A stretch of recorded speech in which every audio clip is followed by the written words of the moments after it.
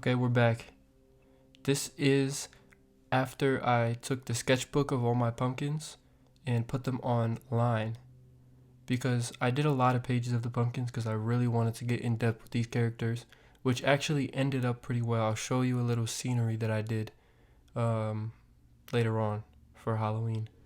But yeah, I drew a lot of pumpkins. I even drew more than this, like an evolution of them, I suppose, which I'll get into a little bit later. But here we have a guy that's being like tortured or being carved, I guess you could say. So the lore implications on this are insane and very gory and violent. So if you're not into that type of stuff, then skip past this part. I guess it's too late, but doesn't matter. Anyways, you see a nice little furniture beside him as if the person who is carving him is very rich and very fortunate with their funds and finances.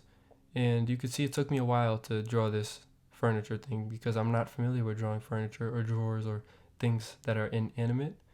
I'm usually always drawing bodies, which is why you see the muscles on this guy, really in-depth muscles. And you see me drawing bricks and trying to draw a little surrounding because I wanted to make kind of like a scene. Because originally I was just going to do this guy and be done with it. But then you'll eventually see how I, like, always get carried away. So I just settled with a brick floor. Bricks are always tedious to draw. I need to find a way, if anybody has a way to draw bricks easier, please let me know because I really hate drawing bricks, but the outcome is always good. It's always worth it. It just sucks, the process. And then here I'm taking another drawing because I had this idea when I was drawing. A lot of the times I have ideas and I'm not able to put them together until I go digital. So right here you see it's a clown with his hand outstretched with pumpkin guts because originally the clown was supposed to be the one carving, but then I said, how can I make it like kind of crazier? And then I said, it's a pumpkin holding the pumpkin guts, right? That's kind of scary and that's kind of nasty. And what type of pumpkin do you have to be smiling as you're holding another pumpkin's guts or insides, I guess. So again, lore implications. Anyways, I was struggling with the arm a little bit in this position because that hadn't been drawn. I had to create that on the spot. And when you're tracing versus creating, I guess, positions, it's different. I think it uses a different part of your brain. You're more relaxed when you're tracing for sure. But finally got it down pat. I make the pumpkin look nice. I make his head look nice. And then I add the guts. And when I'm adding the guts, I want to go all out. So if he's going to be a cannibal or a crazy guy, he's got to have them in his mouth too. And that's what we did. His muscles are big though. He's really strong at least. He could be crazy, but he's strong. And then we have this position. We've seen this position in a sketchbook when I was coloring. I really like this position. He looks strong. It is telling. His calves are huge. His legs are huge. His arms are huge. It's a good position. This one, same one.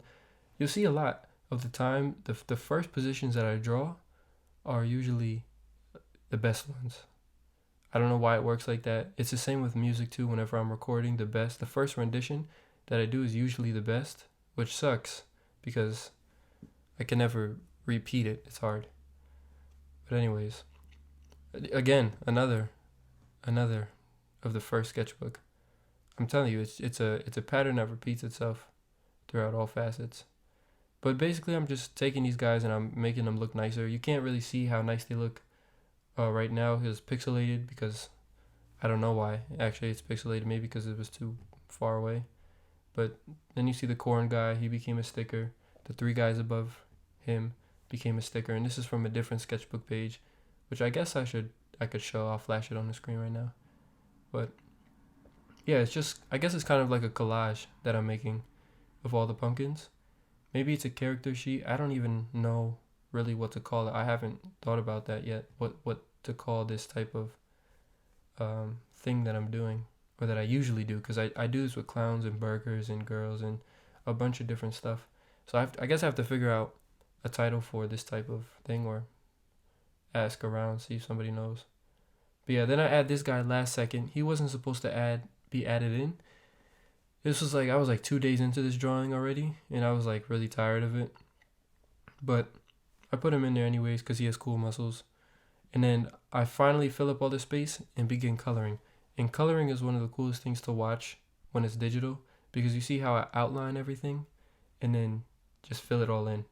And it comes together really fast and really satisfying as well. The thing that was challenging with this piece the most was the colors though, because I wanted to keep the colors Halloween. And to me, Halloween colors are black, purples, greens, oranges, and I think that's it exclusively. Those are Halloween colors. So I had to find a way to kind of balance them all. And for the first part, it's easy, right? Because the pumpkins got green and orange, and then they have the browns and the muted whites, like the cream colors for the text boxes originally. And so everything is like fine right now. But then when I have to color in the words and, everything, then you really got to learn how to balance things. And for me, that's a challenge. It's always a challenge for me. Whenever I'm doing a piece like this, I always dread the color part. And that's how I found out that I'm not a color guy. I'm a drawing guy. Because I never dread drawing all these things. Like, this took me like 2 to 3 days to draw, actually. And that's just tracing, making it look really nice, making sure everything looks, blends. And that didn't bother me. But the coloring part is like, oh my gosh. But it's weird because simultaneously it's therapeutic. So I don't even know what's going on. But anyways, I want to talk about the evolution of the pumpkins, because you see them here and you see them as they started on the sketchbook. They were colored, they were tame. And now you see I've gone a little bit more in depth with them, where they are carving each other. They're a little bit crazy. One of them has corn. They have a chorus, apparently. And so what I'm thinking is, when I include them in this world, maybe when they get damaged, right, hear me out. They put robot parts on their bodies and faces. Let that sink in. Think about that. Wouldn't that be so cool? And I drew a little bit of that idea on my sketchbook. I'll show you that right now. But yeah, I don't know. I think it would be pretty cool. And I think it would work good, because then you could have zombie pumpkins that are also robots. And like, how many different genres does that include, right? That's ridiculous. But also really cool at the same time. Anyways, now we're on to the final part, the shading. I remember there was once upon a time when I didn't used to shade all my drawings. And I don't know how I operated like that, honestly, because just look at the detail that it adds. Just by adding a darker shade of one color, you can see their legs look much stronger. Their bodies look much stronger. The emotion that you get from one position becomes way stronger. Just everything about it just becomes more realistic. And I guess it allows me to immerse myself. I don't know how shading affects other people's views on the art, but I know that's what it does for me. It allows me to understand the environment way more than I used to. But yeah, I think that's it for me talking right now, because when I start to say that's when I know it's time to stop. So thank you for watching the video, and I'll see you next time.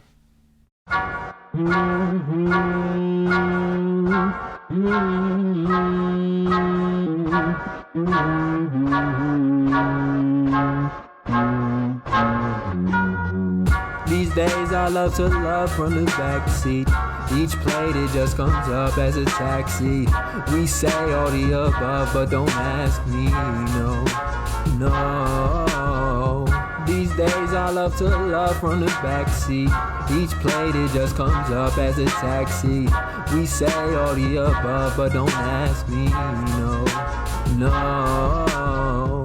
Meant to stay faithful, yet I've been down around town with 8 babes who found it hateful. Said I was doing late shows, it ain't so. In fact, I was that place to donate clothes, they so much so ungrateful. Never pancakes, no maple was present. I said, wait, pros, ain't those your ankles, your presents. In denim jeans, Texas to see the death of me. I thought I got down on 7 knees, the way I begged to let it be, definitely. Exes Doritos on better me. Couldn't express Frito set and she expected to free throw my game, but we all know better that she ain't no Stephen C. I put that on death better me. Way I'm about the transactions, you think I'm LGBTQ. Way I see it, I don't need to. Sleep, poop, or eat food, speak, move. Bags into me, eyes is Gucci. I'm poopy, comida that consumes me. Loose speech makes my life a movie, which I like to remain assuming that haven't seen. Been on this place for 17 years now, from head to knees. I've never leaned ahead of me. Reach out, tell Kevin he's definitely a friend of me. About only 11% of peeps keep attending me. I keep count.